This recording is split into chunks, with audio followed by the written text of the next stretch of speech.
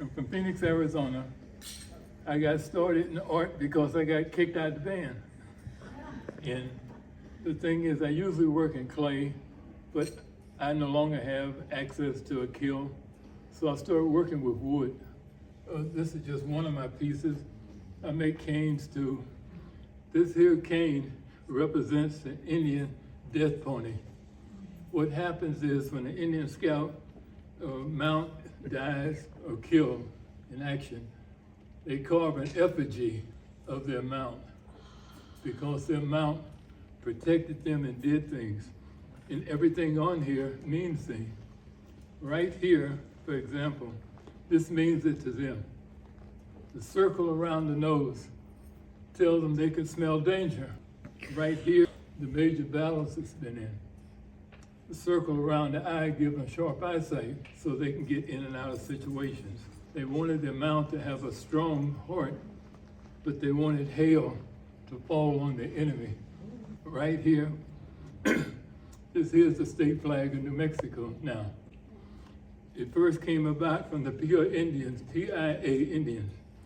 They believed that things happened in groups of four: east, west, north, south, summer, winter, fall, spring, young man, teenager, grown man, old man, morning, noon, and night.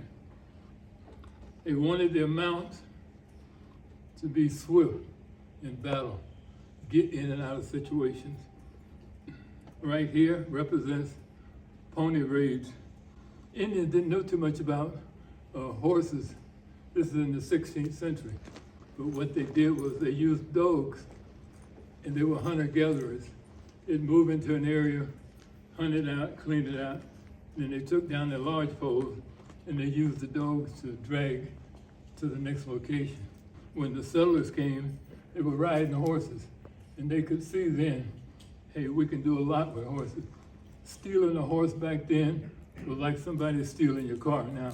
Right here, bad sign. This here, when they killed the enemy in battle, they submerged their hand in blood and they put it on there. So when you rode into camp and you had a bloody handprint, they could tell you were bad. They wanted them to have strength in their legs. And the night before they'd go into a big battle, they'd have a bonfire and they would say their prayers.